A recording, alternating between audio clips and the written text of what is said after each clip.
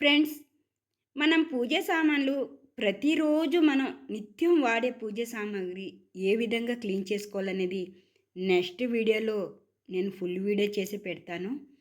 అయితే ఈరోజు ఈ సామాన్లు ఇలా తలతల మెరవటానికి కారణము నేను ఒక చిట్కా చెప్తాను.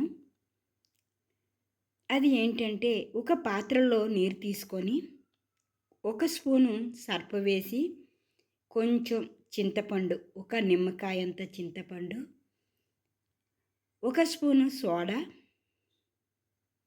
అలాగే నిమ్మకాయలు ఒక 2 మనం కట్ చేసి వేసుకొని నీళ్ళు బాగా మరగబెట్టి, ఆ నీళ్ళలో కానీ మనం ఈ పూజ సామాను వేసి 5 నిమిషాలు మనం నానబెట్టి, తర్వాత మనం ఇలా ఉజ్జుకున్నట్టయితే మనం డైలీ పూజ చేసే పూజ సామాగ్రి చాలా ఈజీగా మనం క్లీన్ చేసుకోవచ్చు.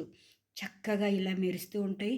ఎలాంటి కష్టము లేకుండా ఎలాంటి కష్టము లేకుండా మనం చాలా సింపుల్‌గా చేసుకోవాలంటే ఈ విధంగా మీరు ట్రై చేయండి.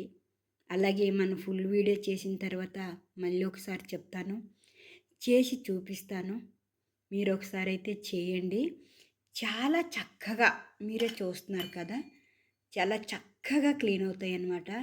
మనకి ఎలాంటి కష్టం లేకుండా చాలా ఈజీగా క్లీన్ అయిపోతాయి. మీరే చూస్తున్నారు కదా! ఈ విధంగా అనమాట క్లీన్ చేసుకుంటే మనకి చాలా ఈజీగా క్లీన్ అవుతాయన్నమాట. చూడండి, ప్రతి ఒక్కటి అంతే బాగా మెరుస్తూ ఉన్నాయి. చాలా సింపుల్ చిట్కా మన ఇంట్లోనే మనం పాటించుకుంటే కష్టం లేకుండా ఇంటి పని చాలా ఈజీగా చేసుకోవచ్చు. ఇంకెందుకు ఆలస్యం, ఒక పాత్రలో నీళ్ళు, వంట సోడా, చింతపండు, నిమ్మకాయ, సర్పు, ఈ 4 ఐటెంలు మాత్రమే వేసుకొని చక్కగా ఈ విధంగా అయితే మీరు సామాన్లు అనేది క్లీన్ చేసుకోండి. మీరే చూస్తున్నారు కదా ఎంత చక్కగా అయ్యావనేసి. ఫ్రెండ్స్, ఇంకెందుకు ఆలస్యం, ట్రై చేస్తారు కదా! మరి ట్రై చేసే ముందు మన ఛానల్ సబ్స్క్రైబ్ చేసుకోండి. అలాగే ఒక లైక్ కూడా చేయండి ఫ్రెండ్స్. చక్కగా చూడండి ఎంత ఈజీగా అవుతాయంటే, గంట ఎప్పుడు ఇలా పట్టుకోవాలంటారు మా అమ్మ చెప్తుంది. ఇదన్నమాట. చూడండి, మీరే చూస్తున్నారు కదా! ట్రై చేశారు కదా ఫ్రెండ్స్. మరి కామెంట్ కూడా చేయండి మీకు నచ్చిందా లేదా అనేసి. ఈ చిట్కా మీ అందరి కోసం, నా సంతోషం కోసం ఈ వీడియో పెట్టాను.